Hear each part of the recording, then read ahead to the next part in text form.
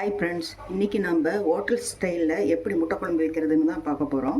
நம்ம சேனல் இப்போ தான் ஃபஸ்ட் டைம் பார்க்குறீங்கன்னா மறக்காமல் நம்ம சேனலை சப்ஸ்கிரைப் பண்ணிவிட்டு பக்கத்தில் இருக்கிற பெல் பட்டன் அழுத்துங்க. நான் போடுற வீடியோ உங்களுக்கு நோட்டிஃபிகேஷனாக வரும்.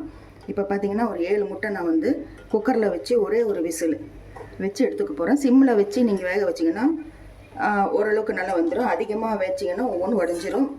சிம்மில் வச்சாலும் ஒவ்வொன்றும் உடைய தான் செய்யும். குக்கரில் வைக்கும்போது டக்குன்னு ஆகிடும். இதே நம்ம முட்டை வேக வச்சு சாப்பிட்றோம் அப்படின்னு பார்த்தீங்கன்னா இதில் உப்பு போட்டுருங்க. அப்போ தான் நல்லாயிருக்கும். இது நான் குழம்புக்கு போகிறதுனால உப்பு போடல. இப்போ இது ஒரு விசில் வச்சு நம்ம எடுத்துக்கலாம். இப்போ ஒரு விசில் வந்துருச்சு. இது எடுத்து வச்சுட்டு நம்ம இப்போ வறுக்கிற பொருள் என்னென்னு பார்த்துக்கலாம். இப்போ ஒரு கடாய் வச்சுக்கோங்க. எண்ணெய் ஊற்றாமல் வெறும் ட்ரையாக வறுக்கணும். இப்போ ஒரு 4 லவங்கம், ஒரு பட்டை, 2 ஏலக்காய், 1 ஸ்பூன் சோம்பு, 1 ஸ்பூன் மிளகு, 1 ஸ்பூன் சீரகம். இதெல்லாம் கொஞ்சம் வெடிக்கும், அந்த அளவுக்கு வறுத்துக்குங்க. நல்லா பொரியுது. இறக்குற டைமில் 1 ஸ்பூன் கசகசா. இது ஃபஸ்ட்டே போட்டிங்கன்னா தீஞ்சிரும். அதனால் இப்போ போட்டு கொஞ்சம் நேரத்துலேயே வறுத்துட்டு எடுத்துடலாம். தனியாக ஒரு தட்டில் கொட்டி வச்சுட்டு இப்போ இன்னொரு வதக்கணும். இது ட்ரையாக தண்ணி ஊற்றாமல் பொடி மாதிரி அரைச்சி வச்சுக்கணும். கடைசியாக கசகசா போட்டிங்கன்னா தான் உங்களுக்கு தீயாமல் இருக்கும். ஃபஸ்ட்டே போட்டிங்கன்னா அது சின்னதாக இருக்கிறதுனால தீஞ்சிரும். இப்போ பாருங்கள், நல்லா எல்லாம் பொரிஞ்சிருச்சு. நல்லா வறுத்தாச்சு, எடுத்து வச்சுக்கலாம். இப்போ கொஞ்சம் ஆயில் விட்டுக்கலாம். இப்போ சின்ன வெங்காயம் கொஞ்சம், பெரிய வெங்காயம் கொஞ்சம், 2 போட்டு வதக்கிடலாம். 2 பெரிய தக்காளி அதையும் போட்டு வறுத்துக்கலாம். இதுலேயே ஒரு 3 வரமிளகா போட்டு வதக்கி எடுத்துக்கலாம். தனியாக எடுத்துட்டு இதுலேயே குழம்புக்கு வதக்கி விட்டுடலாம்.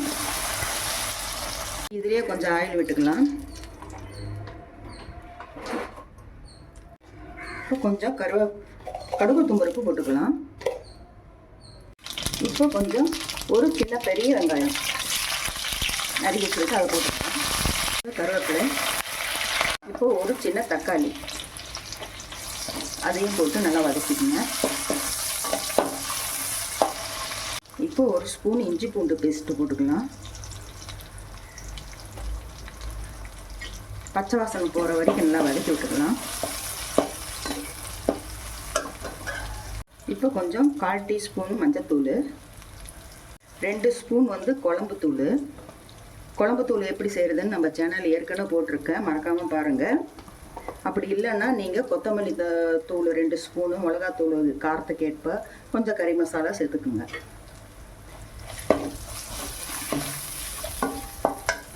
அரைச்சி வச்சா தக்காளி வெங்காயம் விழுது இதில் ஊற்றிக்கலாம். ஊற்றிட்டு நமக்கு எந்த அளவுக்கு தண்ணி வேணுமோ அந்த மிக்ஸி ஜாரை கழுவி அதையும் சேர்த்துக்குங்க. எந்த அளவுக்கு தண்ணி வேணுமோ அதை ஊற்றிக்குங்க.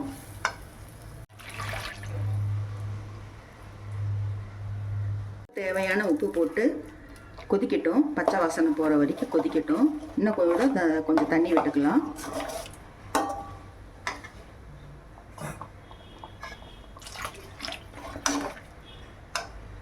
இப்போ நல்லா கொதிச்சிடுச்சு. இப்போ ஊற்றின எண்ணெயெல்லாம் மேலே வருது. இப்போ ஒரு 1/4 மூடி தேங்காய் அரைச்சி வச்சுருக்கேன், அதை ஊற்றிக்கலாம்.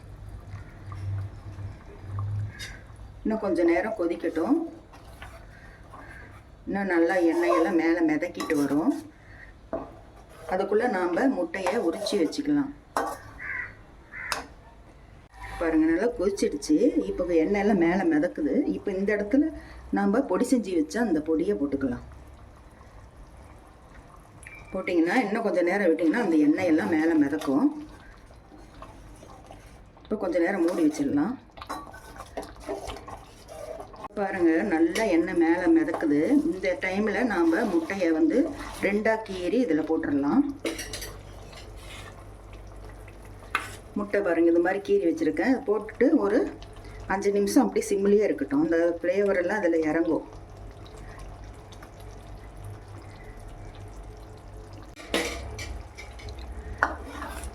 மெல்ல அப்படி கலக்கி விட்டுட்டு கொஞ்சம் நேரம் மூடி வச்சிடலாம். இந்த ஃப்ளேவரெல்லாம் அதுலேயே இறங்கும்.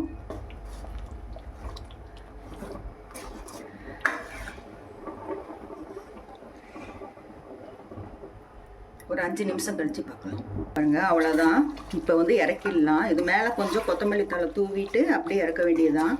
இந்த குழம்பு வந்து சாப்பாட்டுக்கு, பரோட்டா, சப்பாத்தி, தோசைக்கு எல்லாத்துக்கும் சூப்பராக இருக்கும். நீங்களும் இது போல் செஞ்சு பாருங்கள். செஞ்சு பார்த்துட்டு எப்படி இருக்குன்னு சொல்லுங்கள். நம்ம வீடியோ பிடிச்சிருந்துச்சுன்னா ஒரு லைக்கும் கமெண்ட்டும் பண்ணுங்கள். தொடர்ந்து நம்ம வீடியோ பார்த்துட்டு சப்போர்ட் பண்ணுங்கள். நீங்கள் இது மாதிரி செஞ்சு பார்த்துட்டு எப்படி இருக்குன்னு சொல்லுங்கள். அருமையான கமகமான வாசனையோட ஹோட்டல் ஸ்டைல் முட்டை குழம்பு ரெடி. மீண்டும் உங்களை அடுத்த வீடியோ சந்திக்கின்றேன். பாய்.